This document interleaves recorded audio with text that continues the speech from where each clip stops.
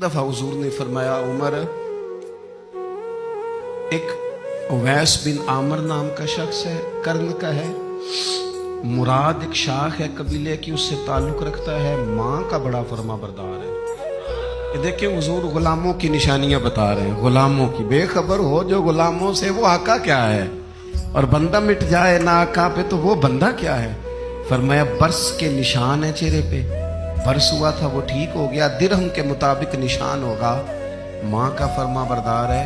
और हुजूर ने फरमाया, उमर, उस बंदे की शान इतनी है कि वो अगर अल्लाह को कोई कसम दे दे तो रब पूरी कर देता है। फरमाया अगर उमर तेरी मुलाकात होगी ना तो उससे अपने लिए दुआ करा लेना।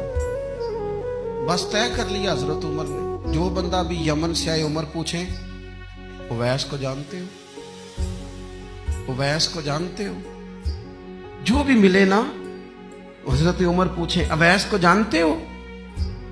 एक वक्त वो आ गया कि हजरत अवैस खुद ही आ गए, हजरत उमर की मुलाकात हो गई।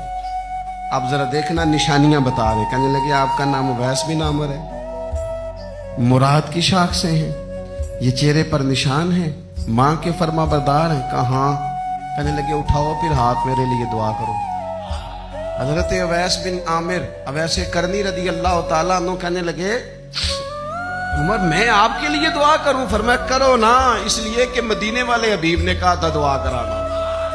हुजूर ने करो ना दुआ, हमने तो तय कर लिया। एक नक्शा महबूब ने बताया था एक दफा कि वहां से आएगा, एक दफा वो नक्शा बताया था कि वो कर्न का, यमन का, एक दफा का था वो आएगा। बस फिर मेरी उम्र मदीने दे टिब्बियां दी तस्वीर बनाते ही गुजर गई। सारी जिंदगी पूछा अवैस तो नहीं नाम, फिर वो मिल गए तो कहा दुआ करो, दुआ कराई। फिर हजरत फारूक आजम रदी अल्लाह तआला अन्हु हजरत अवैस करनी से कहने लगे आप कहाँ जाने का इरादा रखते हैं? ये सारा कुछ सही हदीस में मौजूद है।